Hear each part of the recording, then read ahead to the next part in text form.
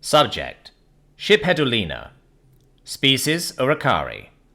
Description: reptilian humanoid, no tail, 5 foot 3, 1.6 meter average height, 135 pounds, 61 kilogram average weight, 105-year life expectancy.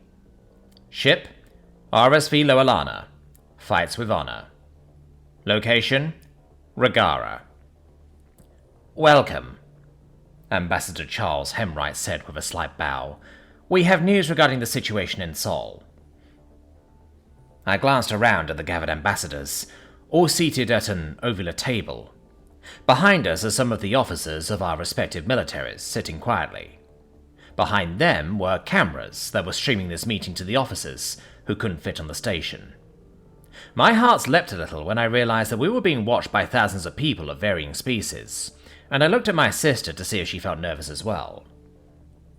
Uluni did look a little nervous, but it was likely because she was sitting next to High Ambassador Kivar Schwell. My sister had taken over for Schwell for trade negotiations, and it was public knowledge that Schwell had not been happy about that. Thankfully, the two seemed to be ignoring each other.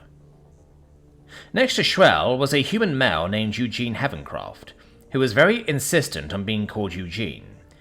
He's an ambassador with his wits about him, and I'm certain that his desire to be called by his first name has an ulterior motive. Perhaps he believes that people will like him more if they're on a first-name basis with him. Between myself and my sister sat Captain Reynolds and the 4 ambassadors from the Zlimur system. Ambassador Inni appeared stoic, but Grint, Tjorn, and Lorix appeared somewhat nervous. It was a relief to know that I wasn't alone in feeling the pressure of thousands of eyes. All of these people were seated to my left, and I would have been at the end of the right side of the table were it not for the machine seated next to me. It had introduced itself as the ambassador of the Pointy, and said that its designation was ZBC-446. It had been silent since the introductions, which is a tad unnerving. Across the table from us were some very important figures. To Ambassador Hemwright's left was a human admiral and a director, neither of which had introduced themselves yet. The admiral had seen better days. His right hand was a mechanical prosthetic and he was missing his left eye. A massive scar stunted the growth of his hair on the left side of his head as well. I wondered why he hadn't had these injuries repaired, and came to the conclusion that he saw them as trophies. The director was wearing the oddly shaped black armor that masked their species and hadn't seemed to recognize me, which led me to believe that this wasn't Director Free. Uluni had told me that Director Free had been aboard the station before we arrived, but she didn't know if they had left. This director was staring straight ahead, but who knows what they're actually looking at beneath that helmet. To Hemwright's right was another machine, introduced as NBD-12 and High Fighter Gavin. NBD-12 and ZBC-446 looked almost identical, with only some slight coloration and markings differentiating them. The impromptu leader of the Detailing Collective, on the other hand, was much larger than his image had led me to believe. Even the Dreadnought Marine standing guard behind him looked small in comparison. Ambassador Inni was pretty tall, measuring in at somewhere around 7 feet, but Gavin was likely closer to 11 feet tall. Like Inni, Gavin was stoic.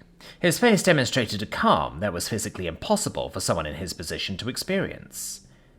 The only tell of his anxiousness was a slight fidget that he would do with his right hand, rubbing one of his fingers between 2 others. His anxiety was likely due to his concern for his people, though. He was so hesitant to leave his people that it had taken a lot of convincing to get him to appear in person. The US had assured him that they would protect the system in his absence, and he had refused to leave until the reinforcements actually arrived and taken their positions. The counter-invasion of the Seoul colonies has gone remarkably well, Hemwright continued. We have successfully eliminated their impromptu bases and are in the process of destroying the last VI platforms as we speak. I will now turn the floor over to Fleet Admiral Reaver. Thank you, Ambassador. I am Fleet Admiral Leviticus Reaver, and this is Director 12. The one-eyed admiral said as he stood and gestured at the director. We will be outlining our plan on how to eliminate the On-the-Union threat. He tapped on his tablet, and the holographic emitters in the center of the table whirred to life with a soft hum. I almost smiled, as I realized that the human version of these don't make noise. Just one more thing they've managed to do better than us. The holograms that appeared depicted various fleets, their sizes and locations that the enemy had been confirmed to be in.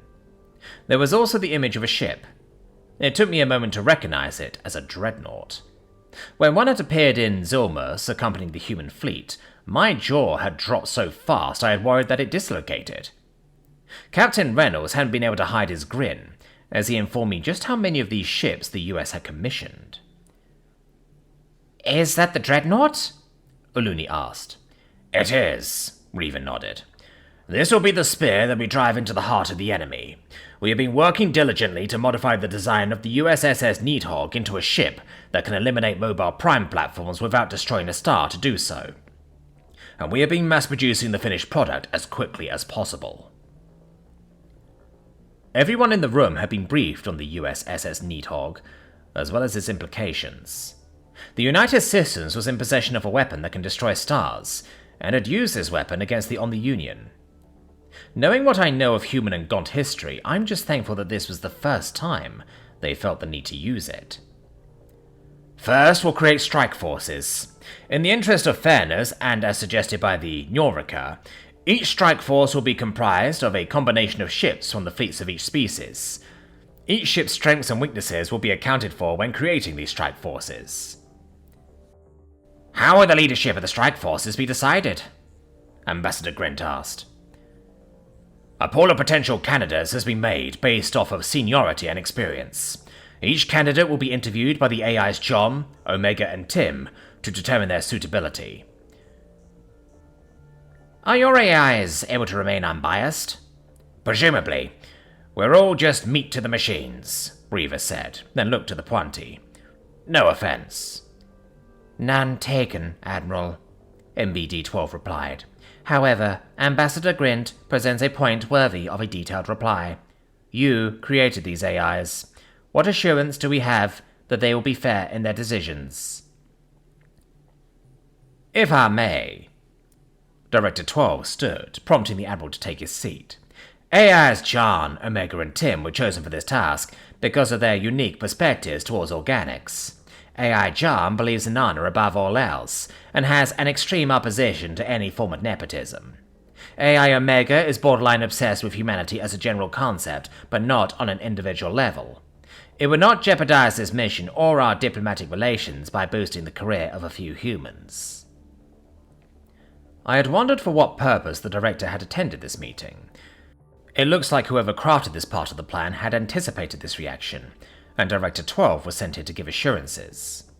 Whether these assurances could be trusted is another story, but it's not like there's anything that can be done about that. It would be better to be deceived by the United Systems than it would be to pull out of this alliance and be destroyed by the Union. "Finally, Tim does not have any reason to be biased," the director continued. "Its motivation for working with the United Systems is due to a personal stake in the career of one officer who is not on the roster for this duty. It will be able to remain impartial. These AI will be available for questioning after this meeting has concluded for those with diplomatic clearance and concerns." The director took its seat and gestured to Admiral Reaver, who stood. "Once these strike forces have been formed, they will each be assigned to a Dreadnought, forming a strike team," he said. "The goal of each strike team is to eliminate the Union leadership by destroying the mobile prime platforms. For those of you wondering, the nomenclature was suggested by the Puanti."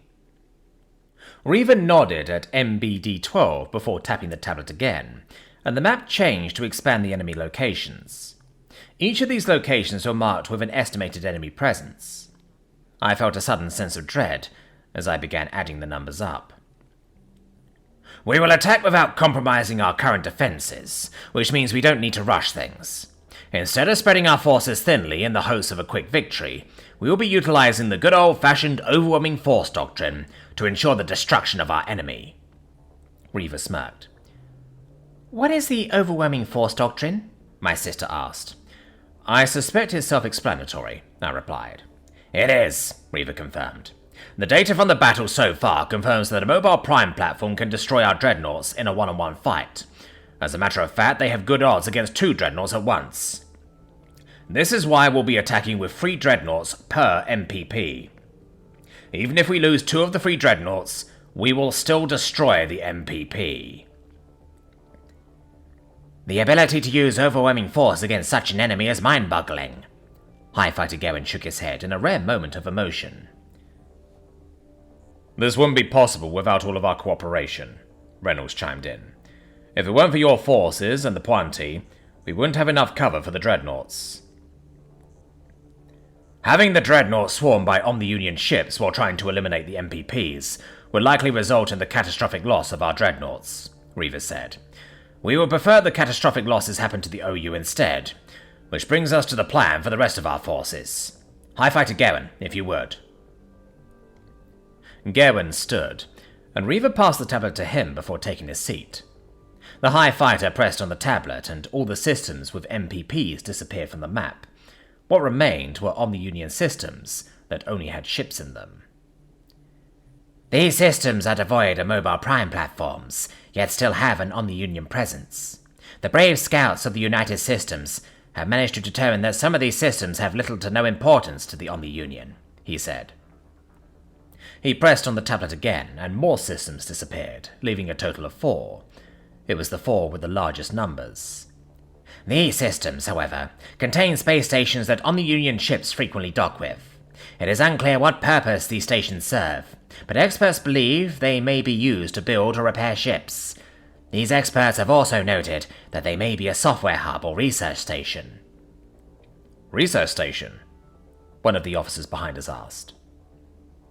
Several heads turned to look at the officer, who wasn't supposed to speak, but I couldn't look away from the numbers. They were big enough to look like gibberish, as if a child had been playing on a calculator. Just shy of 400 million ships in these 4 systems alone. How did the Omni-Union accomplish such a thing? Yes, the Omni-Union reverse engineers technology that it manages to capture, Reaver said without rising. The Republic brought the possibility to our attention, and we confirmed it by locating the source of their warp disruptors. This may be a sensitive subject, but after the US defeat at Pinham Free, are we concerned that they may do this with United Systems technology?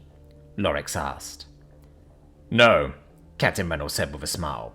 The United Systems employs a proprietary self-destruct system that destroys a ship's internal systems when it is sufficiently disabled. The only systems that are left intact are related to life support, which is useless to the Omni-Union.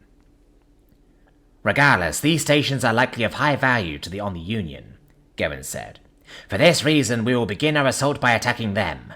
However, our goal isn't to destroy the stations, at least not immediately. Instead, we would encourage the enemy to reinforce these systems with as many of their ships as possible. To what end? I asked. Is the United Systems going to use the USSS Needhog again? No, Garen answered without expression.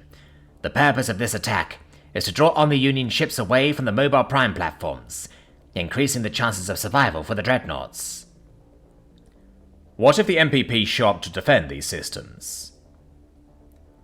High Fighter Garen looked at Director 12, who replied, We believe that is unlikely, but we have set aside some dreadnoughts just in case. Once the Omni-Union ships begin reinforcing these systems, the United Systems dreadnoughts will receive the order to begin their assault, Garen continued. The goal is to destroy all of the mobile prime platforms to eliminate the leadership and tactical capability of the Omni-Union. He took his seat, and Admiral Reaver stood once more. The tablet once again changed hands, and the map displayed its original configuration. Once the MPPs are cosmic dust, we will begin hunting down the remaining Omni-Union forces. Thanks to the Republic shipyards, we are mass-producing scout ships that will help us in that regard. The United Systems and the Republic will offer protection to any who want it until the OU is completely destroyed. Any questions? Yes. Captain Reynolds raised his hand. When will we start?